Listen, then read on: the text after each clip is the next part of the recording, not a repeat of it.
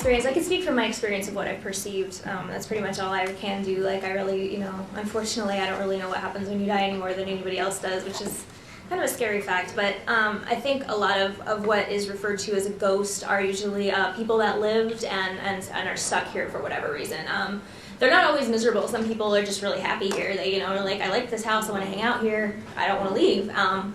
And they're perfectly content being there. Some people, it's almost like if their death was really sudden or something they didn't really know happened, it's like they don't know that they're dead, so they just can keep going about their everyday lives. And it's sort of like the movie The Others, and like they sort of feel like we're the ghost in their reality. So it's all individual perception. Their communication styles and things like that are all as individual as every person in this room. Some of them are more, sounds, and some of them are more visual. Their motivations for staying here are equally as diverse. What else am I trying to say? There's so much more out there than just ghosts, though. I refer to ghosts as just the spirits of people who passed away. There is some place that they go once they're not a ghost that is here but not here, and I don't really know what that is. It's just sort of like a transition that they move on, and regardless of what your religious or philosophical beliefs are, as far as heaven or hell or limbo or whatever you want to call it, there's someplace else that they go. Once they do go, they are able to come back and visit on this side, which I think is interesting too, and I've got no idea how that operates. The best way that I've been able to, that I have a friend that describes it as fourth space, because it's sort of like the idea that they're in the room but not really like physically in the room. There's tons of different kinds of spirits. Shadow people unnerve me a little bit because their attitude toward us almost seems to be like they're so focused on us. It's like this shake the ant farm. They hang around where like bad stuff happened and try to create more chaos, and they creep me out a lot. Elemental spirits hang out in the woods and hang out around trees. They're kind of weird. Every time you see one, you're just like, what is that? But, and that's when I'm always like, okay, it's happened. I'm crazy. That was it, guys. All downhill from here. But, there's just so much more out there than I think we are able to conceive of. And continually I'm surprised by it, and that's why this never gets old. The answer is that we don't. All we know is we don't know anything. So. Cool. And the blue shirt.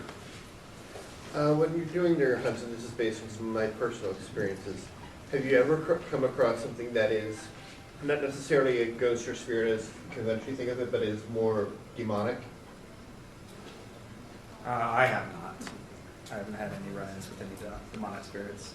It's way more rare than the media likes to have us think. The movie Paranormal Activity was kind of a big one, and it's like, oh, demon possessed, kill everybody, but like Arms, we really want to make a parody of that movie, like in the scene where like they put the powder down on the floor. We want to have like the OCD ghost come through with like a Swiffer, like he's making the bed instead of pulling the sheets off, like organizing your drawers. But really, I would say maybe like 1 to 2% of demonic spirits are out there. I mean, they're out there certainly, but the thing is, everybody in here has a concept of what the word demon is and what that implies, what demons are supposed to look like and act like, and the fear that they can inspire in other people. So when people die, that doesn't go away. One of the private residences we investigated, I mean, it really seemed like a demonic haunting. The guy was getting scratched. There was all types of, like physical attacks and stuff. But we got in there, and pretty much our impression of it was this like super nerdy, powerless guy who like just wanted to be a demon and was like, "Rawr, our big scary demon," and we're just like, "No, you're not." And he was like, so lots of things dress up as demons, but they're a lot of bark and not a lot of bite.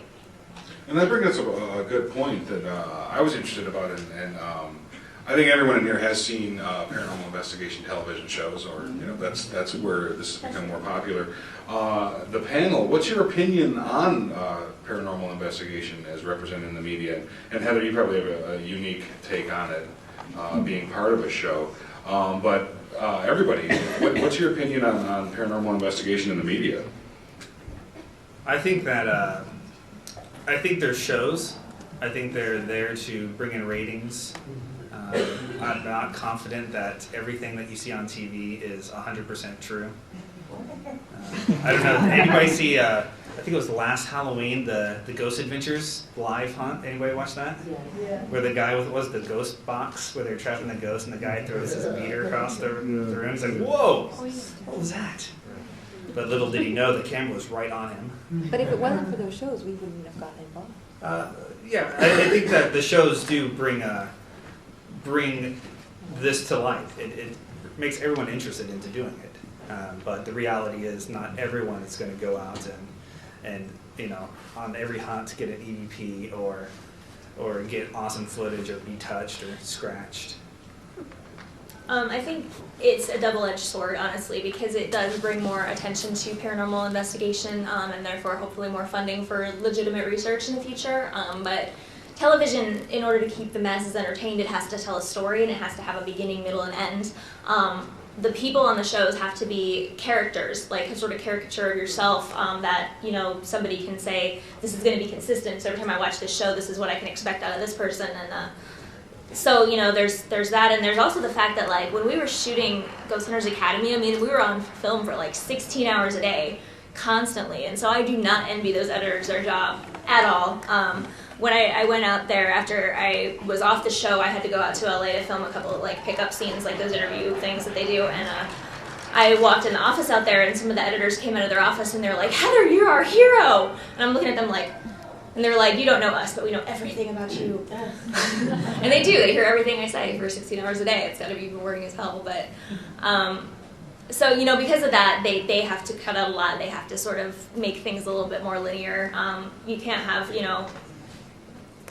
6 people, 5 recruits and Steve and Tango and all the drive-by shots and all the B-roll and stuff like that. You can't put 16 hours times 7 people every single day on a show, so you have to sort of weed it out. As far as anything being faked, I never saw any evidence faked. I think a good example is how on Ghost Hunters Academy we didn't really get anything, so, there's that. If we were gonna, fake something, I think we'd go big or go home kind of thing, but,